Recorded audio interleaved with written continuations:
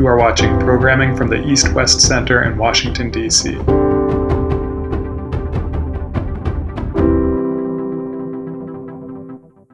Looks like we are good to start. We have an excellent number of participants already, and our panelists and speakers are here and ready. I will say good morning to folks joining us from the United States, and good evening and thank you to those joining us from Thailand. We appreciate you making the time to participate in this interesting and exciting series.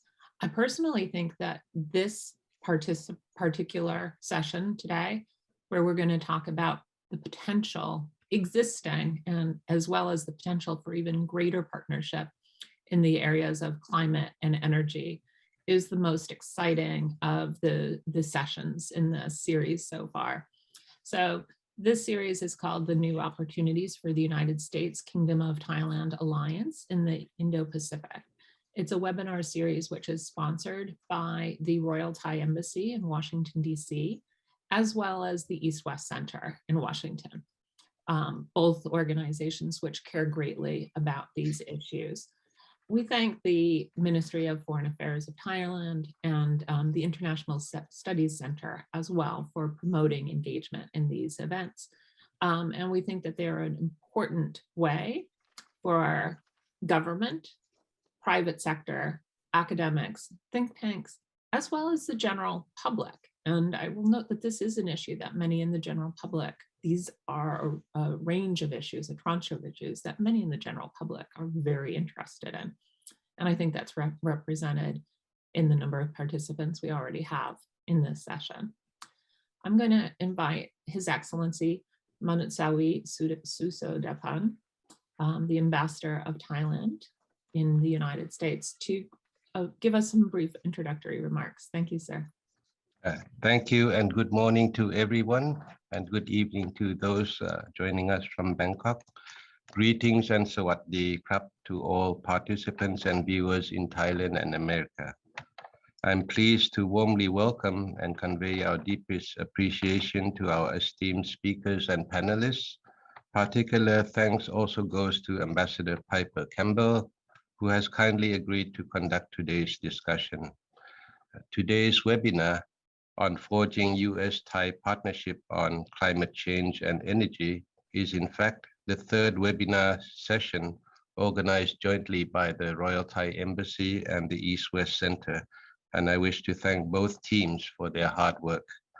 We believe that the topic is most timely, coming at the heels of the COP26 Glasgow summit, during which the Thai Prime Minister, Khun Prayut Chan-o-cha, expressed the aim to reach carbon neutrality in 2050 and net zero greenhouse gas emissions in or before 2065. He also mentioned that with adequate support, cooperation, and ample green financing, Thailand could increase our NDC to 40% and reach net zero GHG emissions even earlier. The energy sector, representing the main bulk of Thailand's GHG emission, is very much of a subject of interest in our efforts to achieve the climate change goals. So today we hope to hear from our friends in Thailand on how we can decarbonize the energy sector, meet our climate change action ambitions, and at the same time elevate Thailand's economy guided by the Bio-Circular Green Economy or BCG model. I'm most grateful that my dear and respected friend, Honorable Permanent Secretary Kulit Sombatsiri, has kindly agreed to join us and shed light on Thailand's energy policy and plans, and what, in his view, the US can do to support Thailand. Notably, he co-chaired the first US-Thai energy policy dialogue in 2019, and earlier this year in April also joined a virtual US-Thai private sector engagement event, during which he underscored the importance of both public and private sector US-Thai bilateral energy cooperation. The second US-Thai energy policy dialogue, I understand, is planned for earlier next year, perhaps in person in Thailand, or if not, virtually. I also wish to recognize Kun Nopadon Det Udom, Chief Sustainable Officer of a leading global Thai company, the Jaran Pokapan Group. And today we hope that he will also share his perspective on what the private sector in Thailand are doing to try to cope with the climate change action, as well as the efforts that the company are making to try to continue their prosperous business. Today, we also look forward to hearing from our friends in the United States and to see how the US can support Thailand's climate change and energy transitions, and perhaps help us navigate US expertise, agencies, and investors to Thailand to meet the climate change ambition and energy demands in the Mekong region. Here, I wish to thank the US government side, Acting Assistant Secretary Harry Kamier from the State Department, Regional Manager Verinda Fike, the US TDA, US Trade and Development Agency, Honorable former Deputy Secretary of Energy, Mr. Mike Menzies, representing the US private sector, Deputy Director Courtney Weatherby from the Stimson Center, representing the think tank perspectives. I hope all of you can have an enjoyable discussion today, and I hope our viewers can also be enlightened from the discussions that you have today. Lastly, I wish to express our happy Thanksgiving to all our American friends, and we do hope that you will continue to have good health and prosperity in the future. Thank you very much. Thank you very much, Excellency Manasubi. That was a wonderful introductory remarks and really great framing. So I think we'll, noting as Sarah, as we've already done, that people's full biographies are available on the East West Center site. We're going to jump right into the opening remarks and use the framing that you've provided for us for this session this morning. And so Mr. Kulit Sambatsuri, Permanent Secretary, Ministry of Energy of Thailand, is going to speak first, followed by Mr. Harry Kamen, Acting Assistant Secretary of State for the Bureau of Energy and Natural Resources. So, Excellency, Mr. Kulit Sambatsuri, I hand you the floor. Good morning and good evening. Sawadee krap. His Excellency Manasubi, Mr. Harry Kamen, Mr. Mark Menzies, honorable delegates, distinguished guests, ladies and gentlemen. It's my privilege to join a webinar series on news opportunity for the United States-Thailand Alliance in the Indo-Pacific, co-hosted by Royal Thai Embassy, Washington, D.C., and the East-West Center, under the topic of Forging Thailand-US Climate and Energy Partnership, a crucial step to tackle global climate crisis that will be discussed fruitfully today. Ladies and gentlemen, the world energy transition is underway, and climate change is a global challenge for us to tackle. We must explore the clean, reliable, and affordable energy supply for the next era. And one of the key elements to move forward to the success is energy partnership, both bilateral and multilateral platforms. Under energy transition period, every country is not only engaged in restructuring their own energy industry to cope with the disruption of technologies and innovation, but also commit to formulate their long-term strategic plan to actively move toward the country to be a low-carbon economy.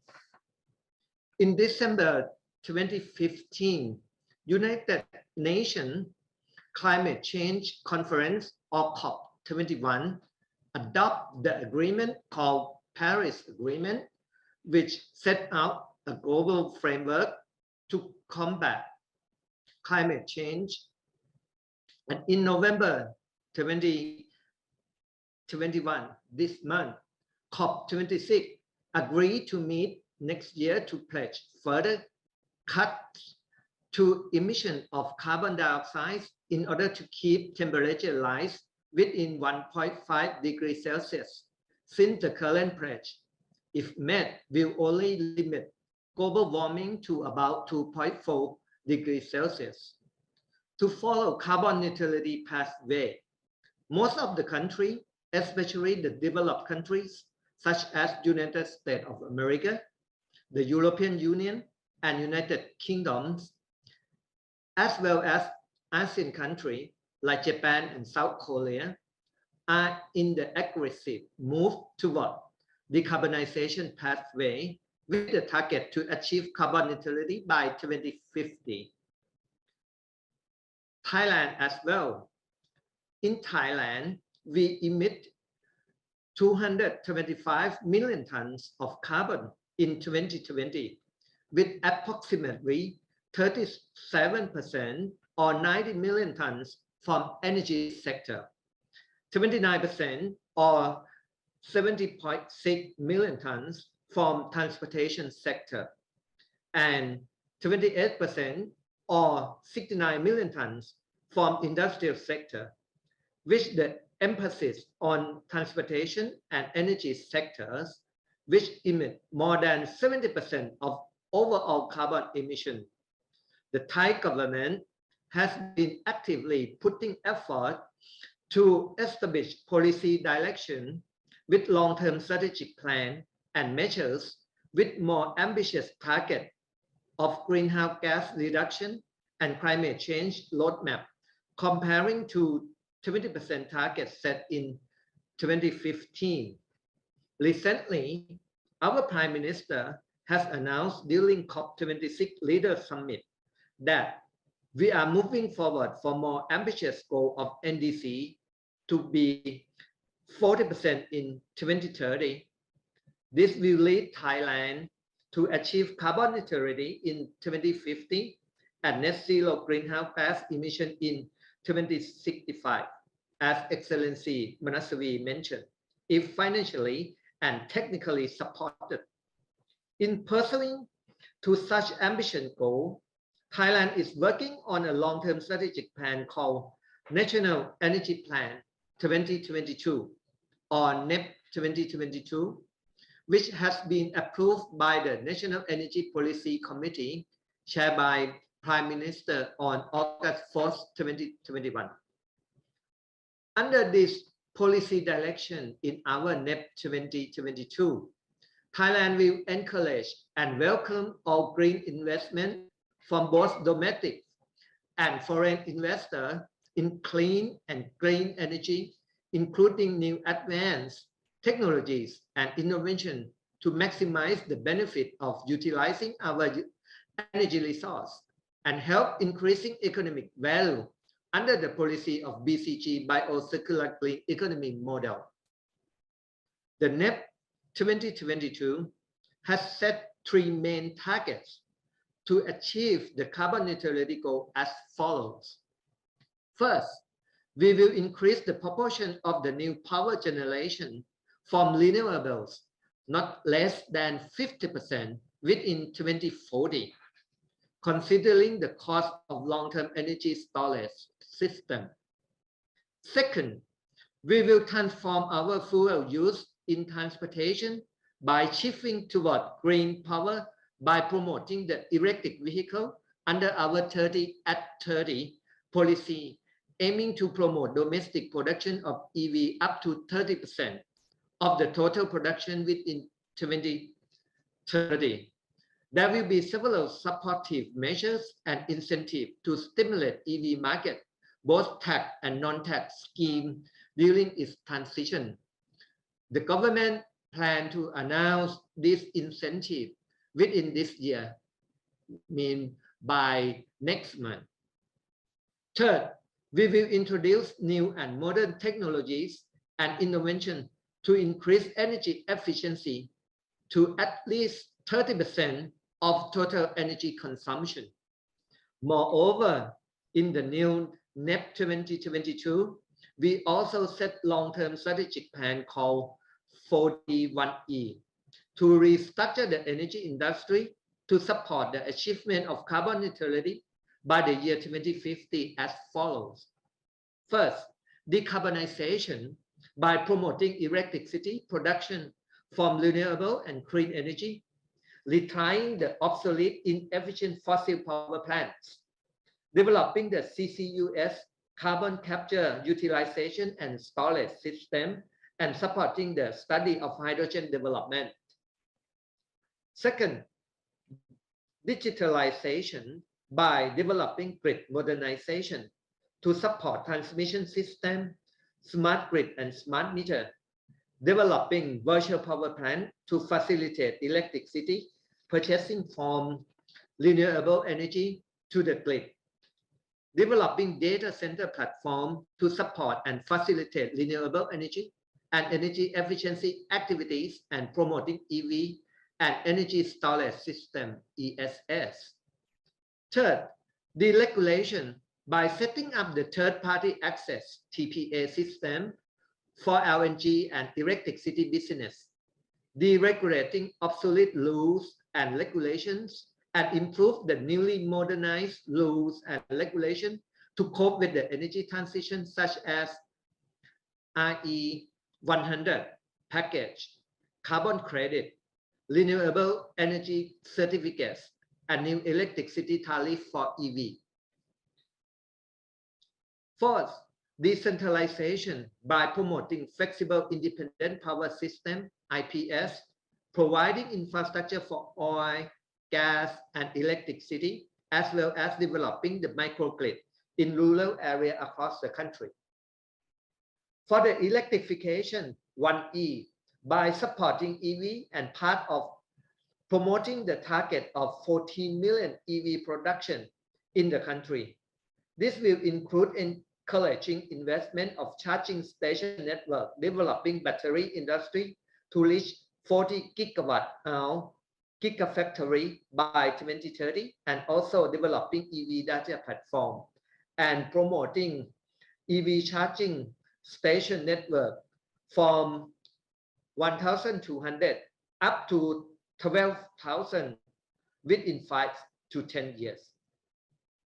In connection with all mentioned policies and strategies in our energy industry to support Thailand forward the future trend of net zero carbon society, I'm confident you that the new opportunities for our collaboration and partnership with the United States is widely open in several platforms. In ASEAN collaboration with the United States as a dialogue partner, there are many projects to support the development of ASEAN power grid and enhance the multilateral power trade amongst the ASEAN region. We appreciate the United States engagement on ASEAN-US Energy Collaboration Work Plan 2021 to 2025, and we are willing to collaborate further with the United States partners such as ASEAN, the United States Agency for International Development, and the U.S. Trade and Development Agency to develop clean energy technologies, including hydrogen, EV, energy storage system, virtual power plant, and carbon capture, utilization, and storage, CCUS. On NEP 2022, which has been regarding the bilateral collaboration, Thailand has expressed our interest to join the Clean Energy Demand Initiative, CD, proposed by the U.S. government to bring the active U.S. company to expedite the clean energy investment in Thailand. We are already to welcome all foreign investors to join us in developing clean energy projects and look forward to working closely with the U.S. government and private sector on this initiative. The CDB already have a first dialogue with the CD and plan to sign the MOU for collaboration with the CD very soon.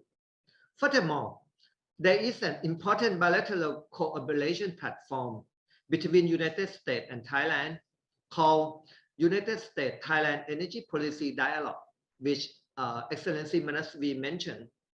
Thailand will host the second dialogue by the beginning of next year for the first quarter on personnel. This forum will actively enhance our close cooperation between United States and Thailand throughout the energy industry and energy business value chain from downstream, midstream, and upstream level. I would like to emphasize some of the potential collaboration area between our two countries in the future. As you may know, the natural gas and LNG has played a significant role in supporting Thailand's energy transition. Therefore, it would be benefit for us to collaborate more to develop the clean LNG value chain and CCUS to lower carbon emission in upstream energy business. There could be a platform for exchanging experience on renewable energy development, including solar energy, solar floating technology, and green hydrogen, in order to explore the opportunity of future cooperation between US and Thailand. The key potential area of our work cooperation, which could be moved toward the bilateral level, is smart energy transition and smart grid, as well as realize that the energy infrastructure is the most important factor to promote energy efficiency and enhance energy reliability and resiliency.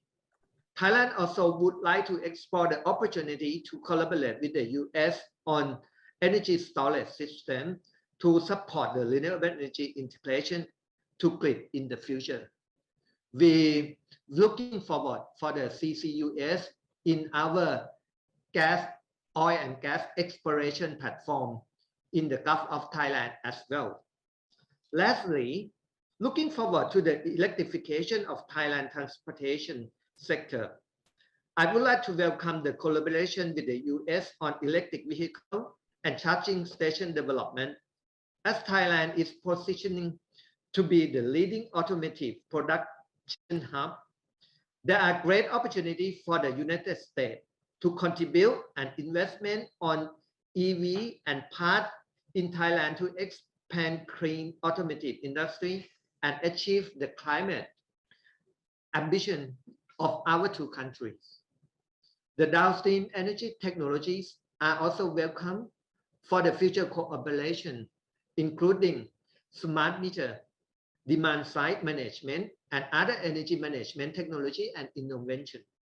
Excellency, ladies and gentlemen, I believe that my point of view today have manifest us various opportunities and paved the way to the US and Thailand to become true climate and energy partnership. Of course, there are still a lot of work to be done. We would better work closely during the forthcoming years to prepare for the challenge of energy transition and to tackle global climate crisis for our brighter energy future. Thank you for your attention. ขอบคุณครับ Thank you so much, Permanent Secretary Gulik. Sampatsari, I feel like you've really laid the groundwork for a great discussion on these areas, providing us so much thought on the areas for collaboration on both the private and public sector. I'm going to go next to Acting Assistant Secretary of State Harry Kamian, and then after him we will hear from Mr. Mark Menzies. So Assistant Secretary Kamian, over to you. Thank you very much, Ambassador Campbell, for your introduction. And I'd like to thank the Permanent Secretary and the Ambassador for their warm welcome, particularly during this Thanksgiving week, which is so important for us Americans. It's a wonderful opportunity to celebrate this week with our friends in Thailand, here in Washington, D.C., as well as in town. So thank you very much for recognizing the important holiday for Americans. Good evening to those of you who are joining from Thailand, and good morning to my colleagues here in the United States. I especially wish to thank the Royal Thai Embassy and the Ambassador for proposing this event on how we can address the global climate crisis together. President Biden has made strong strategic partnerships a guiding principle in building new energy infrastructure. And Thailand is a key regional partner for the United States in all areas, including addressing the energy and climate challenges facing the Indo-Pacific. U.S. Secretary of State Tony Blinken reaffirmed the importance the United States attaches to our relationship during his meeting with the Thai Deputy Prime Minister recently in Washington. Thailand and the United States face similar climate change threats. Both of our countries are experiencing stronger, more frequent storms and their related impacts on coastal communities. For example, scientists predict that by the end of the century, the United States city of New Orleans will need trillions of dollars in infrastructure just to survive repeated flooding and high tides. They predict the same for Bangkok. Addressing climate change is a priority for U.S. foreign policy and national security, and the United States is pleased that the government of Thailand is meeting this challenge with similar urgency. We're living together in a pivotal moment, and Thailand and the United States, along with 195 of our partners, agreed to the Glasgow Climate Pact to operationalize the Paris Agreement. In Glasgow, Thailand showed its commitment to action and announced a new 2030 goal to reduce emissions under the Paris Agreement that the Permanent Secretary just eloquently outlined in his remarks. Thailand has a partner in the United States as it works to achieve this ambitious goal, and we are searching for ways to deepen our engagement with Thailand and Southeast Asia as a whole. For example, through the State Department's Power Sector Program, we are currently supporting the Thai government through the Japan-US Mekong Power Partnership. Our Power Sector Program advised the Electricity Generating Authority of Thailand, or EGAT, on establishing its Renewable Energy Forecasting Center and completed a strategy for EGAT with recommendations to prepare for increasing renewable energy capacity. We also trained over 180 engineers and grid operators from EGAT and Vietnam's utility on integrating renewable energy. This training provides a forum for exchange so countries can see how others are addressing operation challenges resulting from rapid integration of solar energy. And this technical collaboration will not only help prepare Thailand for increased renewable energy use, but also incentivize it. Our Power Sector Program is also supporting Thailand's regulator and the Bangkok Area Distribution Company. At the regulator's request, we completed training to improve transparency in the market, which Thailand's Regulatory Commission is now implementing. For the Metropolitan Electricity Authority, Bangkok's power distribution company, we are assessing the local grid's readiness for increased electric vehicle use, given Thailand's plan to shift 30% of vehicle production to electrical vehicles by 2030. Globally, as our Thai colleagues know, there's a lot of work to be done to decarbonize the transport sector, and Thailand's electric vehicle ambitions offer an excellent opportunity for continued collaboration between the United States and Thailand. According to the International Energy Agency, new electric car sales accounted for only 4.6% of total car sales in 2020. To achieve global net zero emissions by 2050, that number needs to skyrocket to 60% of new car sales by 2030. To help that effort, the United States is investing over $7 billion to build the first ever national network of electric vehicle charges. This is a critical step to transition in the transport sector. Given the enormity of this challenge, we must continue to work together, and we know Thailand is an enthusiastic partner. I would like to thank the government of Thailand and the Permanent Secretary for participating in the launch of the Clean Energy Demand Initiative, or CEDI, at COP26. This new initiative, as the Permanent Secretary outlined, supports countries and companies as they work together to advance shared clean energy goals. Thailand's commitment and the commitment of other countries is contingent on countries having policies that make clean energy affordable, available, and accessible. And through this initiative, private companies commit to purchasing a set amount of clean energy in a country where they operate. This initiative will demonstrate the scope of private sector demand for renewable energy. Currently, there are more than 20 multinational firms operating in Thailand that are interested in signing up for this commitment. They are prepared to invest up to $2.4 billion total in renewable energy in major sectors such as technology, manufacturing, retail, and health. This kind of new public partnership accelerates the energy transition. Overall, CEDI, as the initiative is called, has the potential to unlock up to $100 billion in power infrastructure across 14 priority countries, many of them in Southeast Asia. We hope for Thailand government and private sector to continue engagement in CITI. We welcome the positive commitments and the statements that the government of Thailand, including the permanent secretary, have made, and looking forward to signing a letter of intent as we build upon the successful launch at COP. Such a strong statement will send a powerful signal to the region and the world of the importance of government and private sector tackling climate change together. Reducing methane is the fastest strategy available to reduce global warming. With leadership from the United States and the European Union, over 100 countries joined the pledge for a collective reduction at COP26. This puts methane high on the agenda for leaders at annual Global Methane Pledge Ministerial starting at COP27.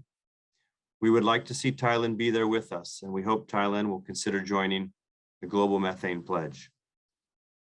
Turning to the broader region, I'd like to stress that the United States considers Thailand a leader in the region. We welcome Thailand's upcoming 2022 APEC host year, and we look forward to working closely to advance APEC's work on clean energy and environmental sustainability. In our view, Thailand can lead this important group to advance regional climate goals and support the transition to renewable energy. Our partnership is also important in cooperation with ASEAN. ASEAN is vital to the Indo-Pacific region, but also to the stability and economic opportunity of the United States. And as the permanent secretary outlined in his remarks earlier, the United States and Thailand are working through ASEAN mechanisms to support the deployment of renewable energy, increase energy security and resilience, and support regional energy connectivity. The success of this region is vital to meeting the global climate challenge. In conclusion, the United States looks forward to partnering closely with Thailand to achieve our shared energy and climate goals. And on a personal note, I look forward to traveling to Thailand in early 2022 to represent the United States for the second meeting of the U.S.-Thai Energy Policy Dialogue. Thank you again, Ambassador Campbell, Permanent Secretary, Ambassador, for the opportunity to join you today. And I hope everybody has a successful rest of the webinar. Thank you very much. Thank you so much, Mr. Kamian. I now turn over to Mr. Mark Menzies, the former Deputy Secretary of Energy in the United States Department of Energy. Mr. Menzies. Ambassador Campbell, thank you very much for hosting us today. Your Excellency, Mr. Ambassador Manasavi, it's good to see you again. Your Excellency, Permanent Secretary Sabatsari, thank you very much for that comprehensive overview of the situation in Thailand. Esteemed panelists, thank you again for participating and the opportunity to address you today. I will begin by saying that the country of Thailand, of course, is very excited to be part of the solution of solving global emissions. The ambassador was kind enough to have a dinner not too long ago at his home, where he had experts attend as well as Juliet Eperin of the Washington Post to talk about the climate state of the Earth. It was a very serious discussion. And one of the conclusions was reached that energy, of course, plays a key role in rising the standards of living across the globe, and particularly in Thailand. And it will be the technological breakthroughs that you saw in the Permanent Secretary's presentation that will help us both bring higher standards of living to citizens across the globe while achieving actual emission reductions as we can try to reach the COP26 emission reduction goals. Thailand, as the Assistant Secretary pointed out, is a key ally, both bilaterally with the United States, but also in the region. The Permanent Secretary had a slide that pointed out the importance that Thailand can play in the region. So we're excited about that opportunity. I would say that in looking at the presentation by the Permanent Secretary, I think what you saw was a blueprint that looked an awful lot like the United States plan, and indeed, all countries will have to have a comprehensive approach like the Permanent Secretary laid out if we are going to achieve the emission reductions. Historically, we focused on the power sector. That was sort of an easy way to reduce emissions, and to be sure, it continues to be a way to reduce emissions, to bring about more renewables, et cetera. But it's now beyond that. In the United States, for example, we've reduced emissions in the power sector so much that now the transportation sector is the largest emitting industry. And so the focus now is on the EVs and the technologies that arise out of that. So to be sure, US business interests are very much interested in partnering, as described by the previous speakers, with the Thai government, with the US agencies, so that we too can bring the technological expertise that we have, as well as the financing arrangements to help the Thai people achieve their emission reductions, while at the same time improving the standard of living for Thai citizens. So when private sectors look at going into Thailand, they read, they're very excited to read the materials coming out of COP26. They've been excited to see what the Biden administration has been doing, targeting Thailand and elevating the relationship. One would read the IRENA, the International Renewable Energy Agency report on Thailand renewable study, the International Energy Agency's power system flexibility study.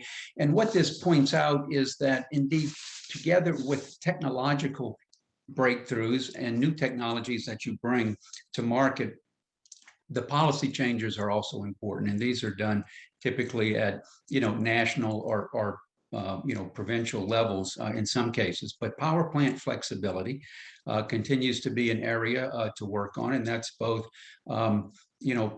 probably a legal matter as well as a physical matter, and the contractual flexibility that was pointed out in these studies. These are areas that I know that the Thai government is looking at and working with industry and other government agencies to try to create greater flexibility, to create greater opportunity for new investments in Thailand. Technological breakthroughs are important. It is important that as Thailand has increase in demand in energy use, that the technologies they use do not repeat issues that were created by other countries advancing, and you hope that this increased need will be met with the technologies that have been described. The improved capacity and the cost effectiveness of photovoltaics, for example, is one area. The biofuels to reduce liquid hydrocarbons as fuels is another area. We talked about hydrogen and the different types of hydrogen. Fuel cells, the electric vehicles, the fuel cells technology. Importantly, storage capacity both in the transportation sector, but as importantly in the modernization of the grid. We're looking for battery storage at the bulk power system scale that currently technology, these are very large batteries, and currently the technology is about 4.5 hours. Ideally, we need to get that up higher so that we can have functioning batteries that essentially serve as generation to help complement renewables as they ramp down. So these are some of the exciting areas. The Permanent Secretary mentioned microgrids. That too is an attractive area. And then, of course, the carbon capture technologies.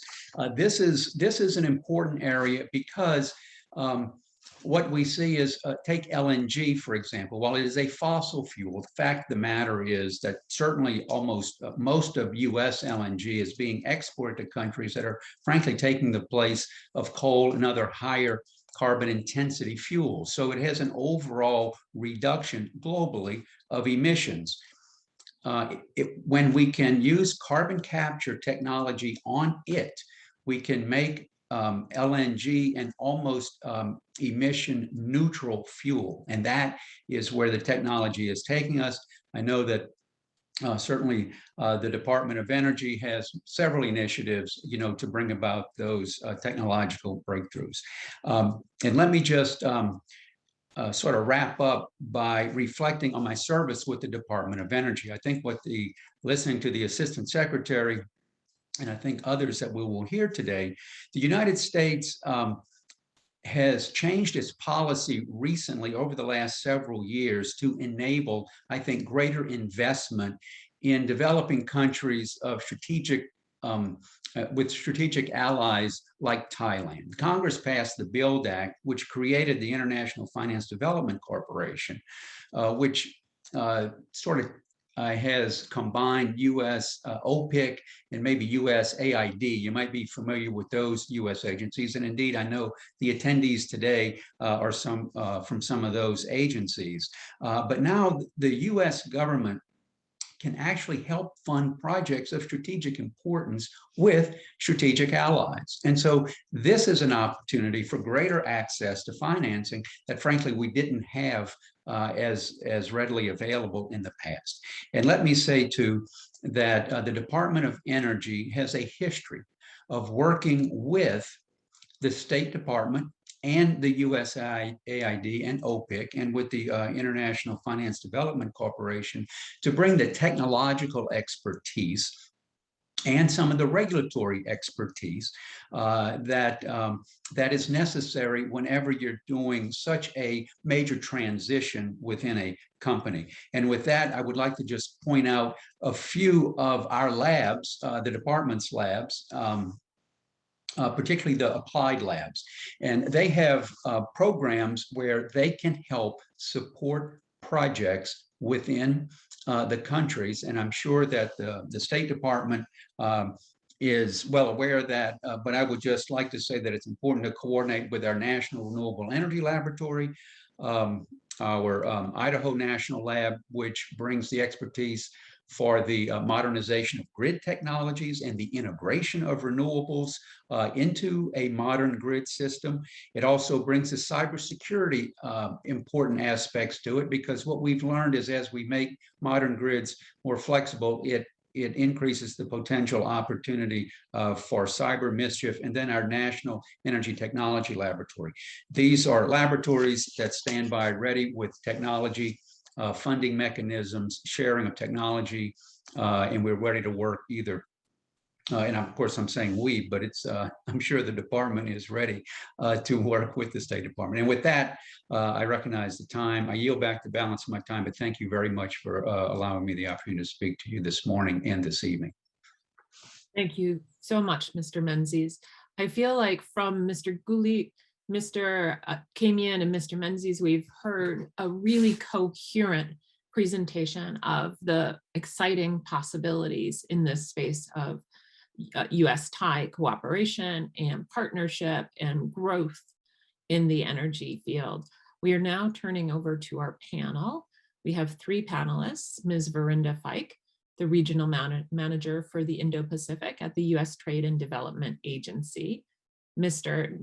Napadon Dechidong, who is the Chief Sustainability Officer at Charoen Pakpan Group Company Limited, CP Group; and Ms. Courtney Weatherby, who's a Research Analyst and Deputy Director of the Energy, Water, Sustainability, Southeast Asia, the Stimson Center. We're really excited to hear from our panelists. I'll remind listeners that if you have questions that you want us to introduce to the panel, please put them in the Q&A function, and we'll hope that we have time to incorporate those as well. I'm going to turn over first to Ms. Fike. Thank you, Ms. Fike.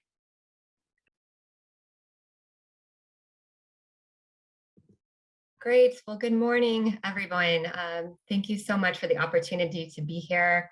I would like to send a special thank you to the Royal Thai Embassy for inviting me on behalf of the U.S. Trade and Development Agency, and to the East-West Center for co-hosting this event, as well as to Ambassador Campbell for moderating this, and the esteemed panelists that I'm speaking with today. It's such a joy to be here. I'm going to briefly just talk through a few of the ways that USTDA is supporting the energy development and transportation development as Thailand tries to achieve the incredible climate change goals that have been presented already this morning. And we've heard technology brought up several times, and that is really what USTDA is geared to do, is to bring US technology solutions to Thailand for mutual benefit. So our mission is really dual in nature. So we are supporting sustainable infrastructure development in the countries where we work. And we're also connecting US companies to do that. In the region, we've supported, and in Thailand in particular, we've supported over 140 major infrastructure projects in Thailand. Our regional office is actually based at the US Embassy in Thailand that covers other countries for Southeast Asia. And it really is a true win-win partnership where we are encouraging economic growth in Thailand, sustainable development of infrastructure solutions, but we're also supporting US companies exporting to Thailand. And for every $1 we invest, we do see about $117 in US exports, as well as a myriad of development benefits for the country as well. Our toolkit is mostly on the project preparation side. And so you heard just now the Development Finance Corporation and other financing tools. We're at the earliest stage. And so we are teeing up projects to make them bankable and to attract the right financiers to support those projects. And so our support includes feasibility studies, master plans, technical assistance, engineering, pilot projects, whatever is really needed to attract the financiers to finance the project. We also do a number of partnership building activities, such as reverse trade missions. We host conferences. We recently just hosted the 4th annual Indo-Pacific Business Forum, and then we do a number of training activities as well. And these are our priority sectors that we support. I will mention in the energy sector in particular, which touches mostly on our topic today, we have supported projects that include power generation, renewable energy development, transmission and distribution, smart grid, energy efficiency, waste to energy. And we've also done a number of climate adaptation projects, such as emergency response activities and transportation projects that are reducing emissions. And I'll touch on a couple of examples. Earlier this year, President Biden also announced our global partnership for climate smart infrastructure. And this is assisting public and private sector partners to develop and finance resilient infrastructure and meet decarbonization goals. We are pleased to partner with the Department of Energy on this important partnership, as well as the US Export-Import Bank and several industry associations to support this. We just did a call for proposals, and we do accept proposals on a rolling basis, which I want to emphasize. So if you're interested in working with us, we will take them anytime. But our most recent call for proposals, we did receive 5 for Thailand that include support for projects in clean energy, electric vehicles, plastic recycling, and hydrogen infrastructure that we are actively reviewing at the moment. So I will give just a couple examples of our project development tools, again, that are assisting public and private partners advance their climate objectives in Thailand. So first, I will talk about our work with the Provincial Electricity Authority. This is a project that we're doing with the PA that's really helping them digitalize their grid network, enabling the integration of advanced technology to improve energy efficiency, lower costs for consumers, and support the utilization of renewable energy. We're working with both PEA and US-based Electric Power Research Institute, or EPRI, to carry out this assistance. And we also know that this will increase the ability to better integrate renewable power generation and deployment of distributed energy resources, such as battery storage and electric vehicles across Thailand. So very excited about this project, and there's a link for more information. We're also very excited. This is a recent project that USTDA funded with SCG International in partnership with Black & Veatch from the US. And this is developing a roadmap to guide the deployment of electric vehicle fleets and charging infrastructure across the company's operations in Thailand. For USTDA, this is the first electric vehicle project we've done anywhere in the globe. So we're really excited about this. And this is designed to accelerate EV adoption and the installation of charging stations and integrated renewable energy infrastructure at hundreds of sites in Thailand. We heard today how much the government of Thailand is pushing to roll out electric vehicles, and we applaud that. And we're very excited to partner with SCG to be a part of that solution as well. This is another project I'll briefly mention. We're supporting Blue Solar, which is a private Thai company, for an integrated solar and energy storage project in Thailand. This is designed to be catalyzing the private sector financing side and increasing Thailand's goal of expanding its energy mix. And this project is wrapping up, and we're hoping to have implementation start very soon. So I'll mention just a couple of reverse trade missions, which is when we bring delegates from Thailand or other countries to the United States for about 1 to 2 weeks to do various site visits, as well as policy discussions, and really looking at the technology solutions for what Thailand is looking for. So first I'll mention our partnership with EGAT. This is actually our 23rd activity in partnership with EGAT. So we've been long-term partners with EGAT.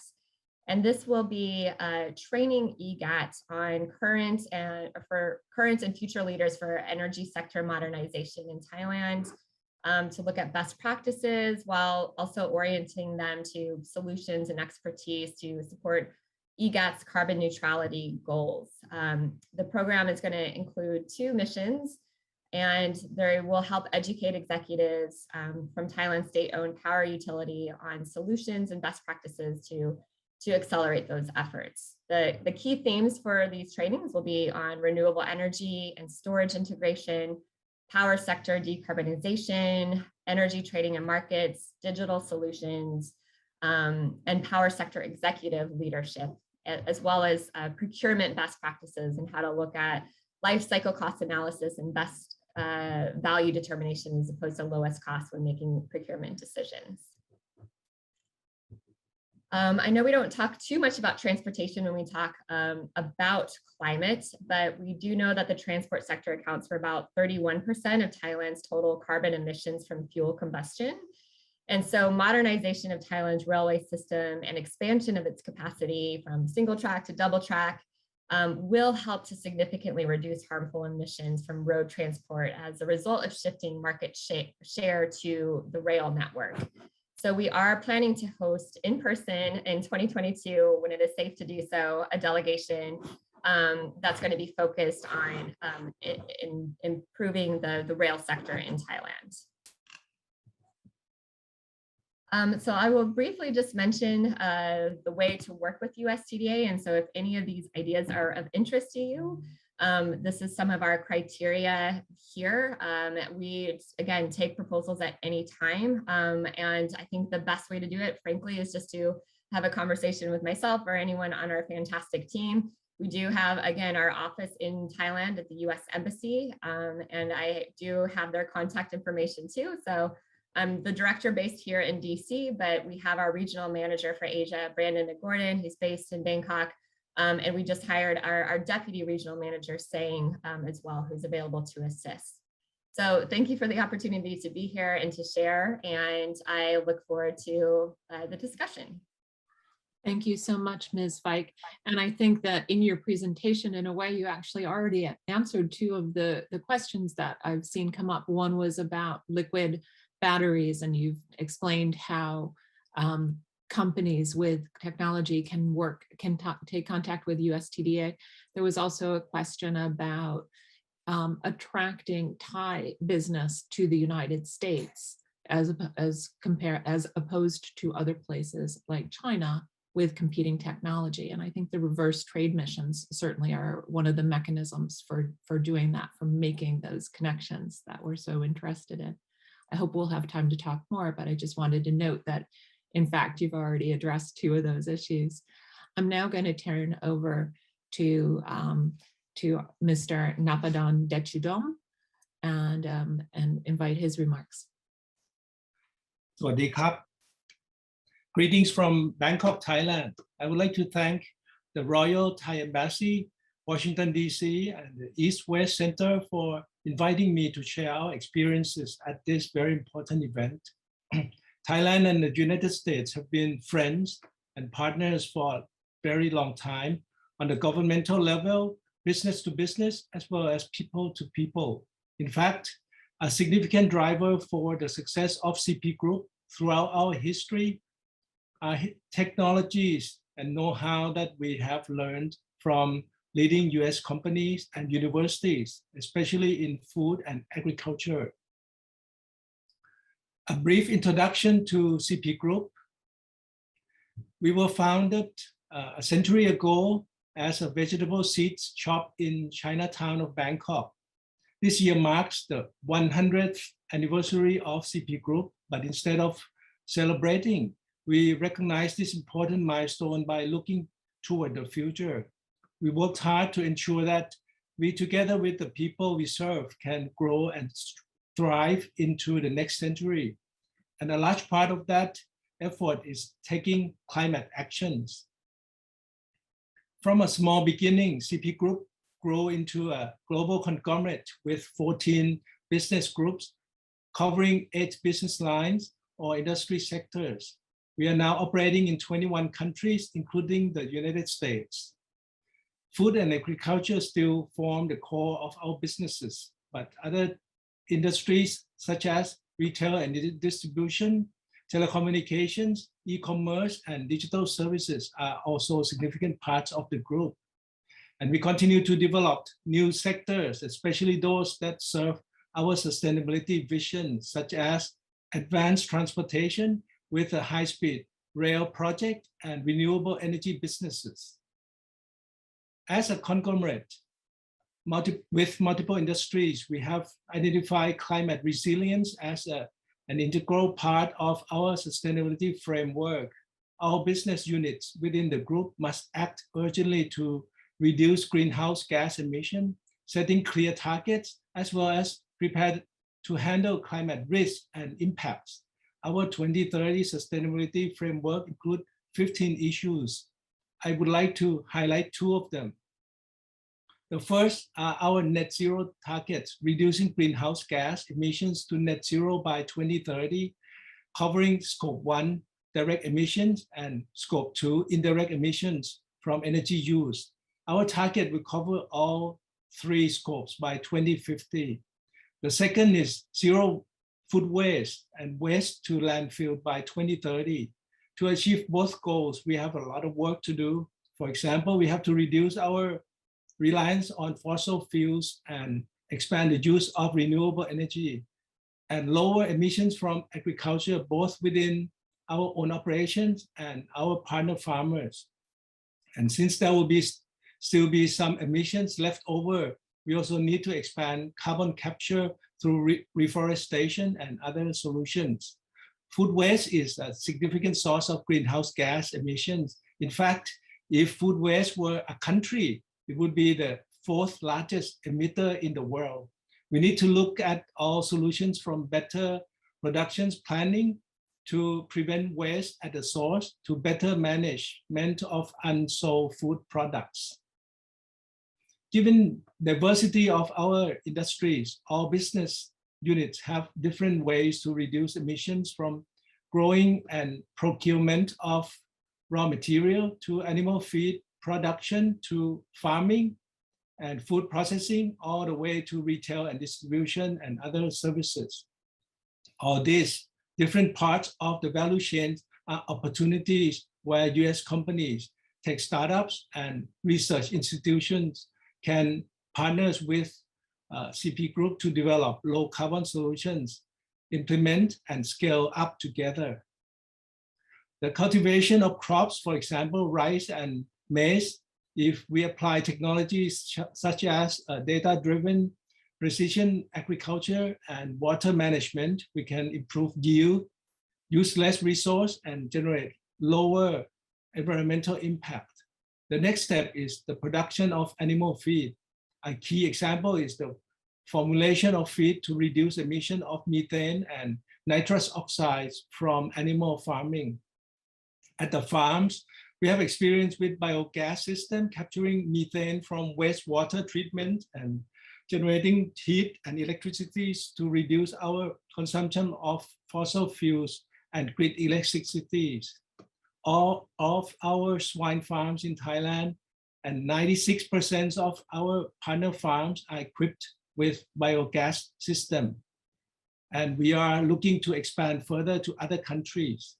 At food processing facilities, we also implement biogas, solar rooftop, and energy efficiency technologies to reduce emissions as much as possible. For example, at our Belize plant in Ohio, we are planning a food waste to energy project that will reduce almost 50,000 tons of carbon dioxide equivalent per year. Such measures pay off in terms of energy cost savings so that we are good for the environment and good for business. As a result of our efforts, our farm products have significantly lower carbon footprint than the global average. For example, our chicken meat has a carbon footprint of 2.29 kilograms of carbon dioxide equivalent per 1 kilogram of meat, or 50% lower than the global average, making us one of the world's best performers in the chicken industry. It's one reason why CPF has been widely recognized as a sustainability leader in the food industry. For example, being included in Dow Jones Sustainability Indices or DJSI for 7 years in a row now. In addition to the food sector, there are many opportunities within our retail, telecom, and other businesses. Solar energy is already being used in many facilities, more than 2,400 7-Eleven stores and 20 distribution centers, 70 macro cash and carry wholesale stores, 48 Lotus Hypermart branches, and more than 3,000 mobile base stations operated by True Corporation. We also facilitate our customers to adopt a greener lifestyle. We are expanding EV charging stations to 7-Elevens and Lotus branches, for example. Such initiatives, coupled with transparent reporting and strong sustainability performance, led to both CPO, the operation of 7-Eleven in Thailand, and True being listed on the DJSI for many years as well. It is certainly not easy for a conglomerate like us to get to a 1.5 degree scenarios, but not impossible. At CP Group, we have been emphasizing on these 5 transformation success factors. First is leadership commitment. Whether it is on a national or corporate level, the leader must make it clear to everyone that climate is our top priority by setting measurable targets within a given time frame to reduce emissions to the 1.5 degree pathway. More importantly, the leader must create awareness of the commitment by driving it to actions through all business decision-making processes and by reporting the performance outcomes to the world, albeit success or failures. Remember, for others, only actions define leadership commitment. The second is transparency. We have made good progress on this front with respect to reporting emissions with our countries, and a large number of major companies now reporting their greenhouse gas emissions. But we also need transparency in other areas as well, such as emission reduction claims and transparency in public policy. Third, market mechanism. We must align market incentives to climate action. That is, we have to make emitting greenhouse gas a costly option for business and consumer. At the same time, there are many technologies and solutions that both reduce emissions and generate economic return. Fourth, Technology and innovation. Many technologies already exist in the areas of renewable energy, energy efficiency, and carbon capture and storage. Many more will become available and cost effective. We will have already seen the evolution of wind and solar energy with costs dropping dramatically over the past decade. And fifth, collaboration and inclusion. The world will not be safe if only a handful of countries are willing to reduce emissions and strengthen their preparedness toward climate resilience. It is time to pool our resources to drive action and to scale up together our net positive impact on the climate and environment. Let me reemphasize on the fourth and fifth points.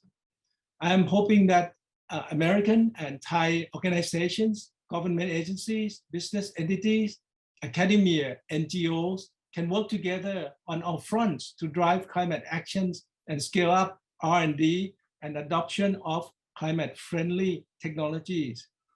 Remember, we all breathe the same air. We are all in the same boat. And to achieve net zero and stop ourselves from collectively going over that 1.5 degree cliff, we must all work together. Thank you very much. สวัสดีครับ Thank you very much, Mr. Nakadon. I'm imagining what the flag of the food waste country might look like.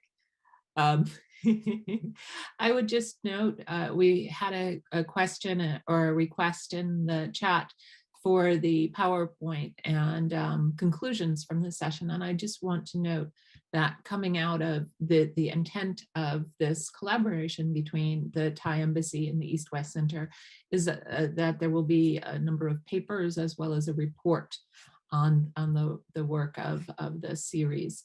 And so folks should stay tuned for the additional material coming out. It's now my pleasure to turn over to Ms. Courtney Weatherby, Research Analyst and Deputy Director at the Stimson Center.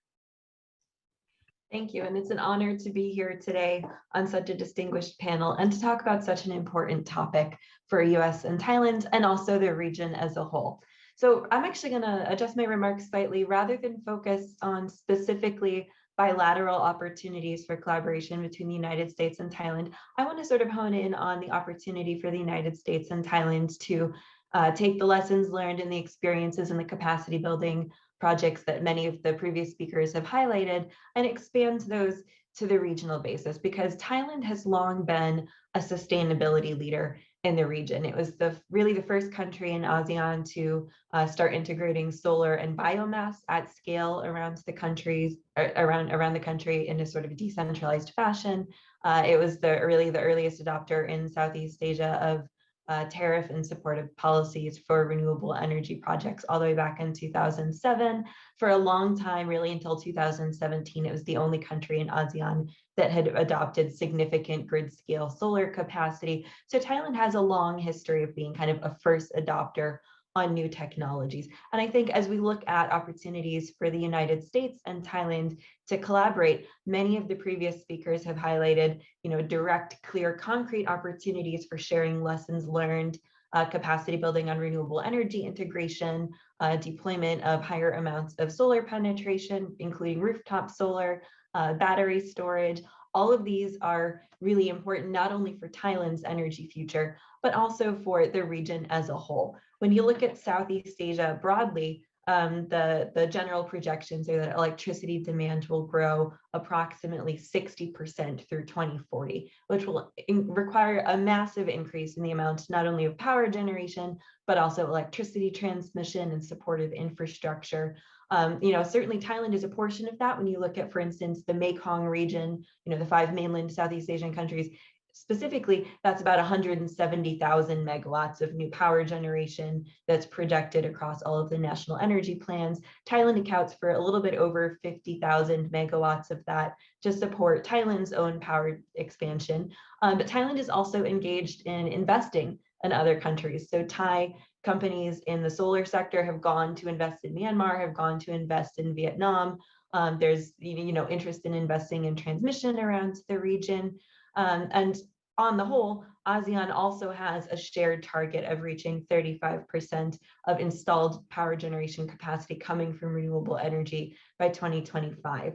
Now, this includes hydropower as well as non-hydropower renewables like solar, wind, and biomass. But Thailand, given its central location and given its role as a leader, has an opportunity to support a more sustainable future, not just for Thailand, but also for ASEAN as a whole, through investing abroad and also through electricity trade, which I know Thailand has a target to become sort of an electricity trading hub for the region. Electricity trade has real opportunities if it's done strategically to support higher penetration of renewable energy for ASEAN as a whole. And there's a real opportunity to take many of these lessons learned from Thailand's pilot projects and the other capacity building efforts that we talked about earlier, and expand that to the region more broadly. So I think it's really worth in particular looking at Thailand's experiences in floating solar projects, which is really a hot topic in the region right now, given the existing amount of hydropower generation. If you look to Laos, if you look to Cambodia, both of these countries have historically depended on hydropower for the majority of electricity production. Vietnam has as well. Malaysia has plans to increase hydropower generation beyond what it already has. Thailand currently has the world's largest floating solar project, which just recently came on, that I want to say 2 weeks ago. It was very recent. You can see it in the news. It's a really groundbreaking opportunity for the region to basically utilize some of the existing network and some of the existing reservoir space to link in renewable energy and balance things in a way that supports sort of the specific regional wet and dry season challenges. Now, at the same time, Thailand is a leader in this space, but the United States can also play a supportive role, because many of these challenges of grid integration, taking advantage of new technologies like floating solar, like grid storage, again, there are opportunities for the United States to share lessons learned in many of these spaces for Thailand, and then perhaps collaborate with Thailand on doing some type of third country training for other countries in the region that are also facing these same challenges of needing to expand electricity generation, build climate resilient infrastructure, and support the overall clean energy transition more broadly. My colleagues have also already highlighted sort of the importance that the private sector plays in this space. And, we've talked a lot about direct bilateral collaboration between the United States and Thailand on government initiatives, on capacity building efforts. Those are absolutely vital for the success in the region. But I think also more broadly, there are potential opportunities for the United States and Thai private sector companies and supply chains to coordinate a little bit more closely on reaching some of these renewable energy targets that they have at the company level, but also in sort of pushing broader conversation around ASEAN about investment in renewable energy and also in electricity trade. So when we're looking at ASEAN, there are plans for an ASEAN power grid. There are goals for electricity trade to rise rapidly and broadly throughout the region. But electricity development is still largely happening at sort of a national basis, on a project by project basis in many countries. So there's an opportunity for the United States and Thailand through initiatives like APEC, the Irrawaddy Chao Phraya Mekong Economic Cooperation Strategy, which Thailand has been a lead in, to really support a broader strategic conversation about how to develop this infrastructure in a way that is sustainable, that is forward-looking, that focuses on clean energy opportunities, and can take advantage of some of the expertise and unlock some of the private capital in the United States that is looking for investment opportunities abroad. Which are sustainable. And I think there's a real opportunity for further strategic dialogue in that space. So I'm very cognizant that we're close to the end of our time, and I want to make sure we have a chance to wrap up. So I'm going to stop there, but I do hope that can sort of build on some of the previous concrete efforts that we've talked about and look at expanding them to the regional level. Courtney, thank you so much. And thank you also for pivoting from what you'd initially been thinking to speak about and really providing something that provides additional context and some important comments that build out what we heard from others in the webinar. I feel like this webinar has been very coherent.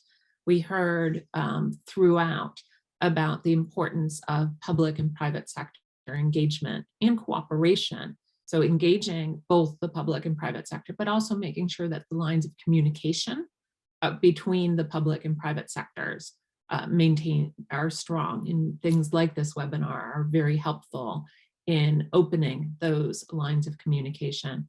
We heard and we talked about the importance of bilateral, multilateral, regional, ASEAN level, sub-regional, and even provincial level engagement responsibilities. And I think we can continue to think about making sure that all of those different pieces of this puzzle are part of the conversation.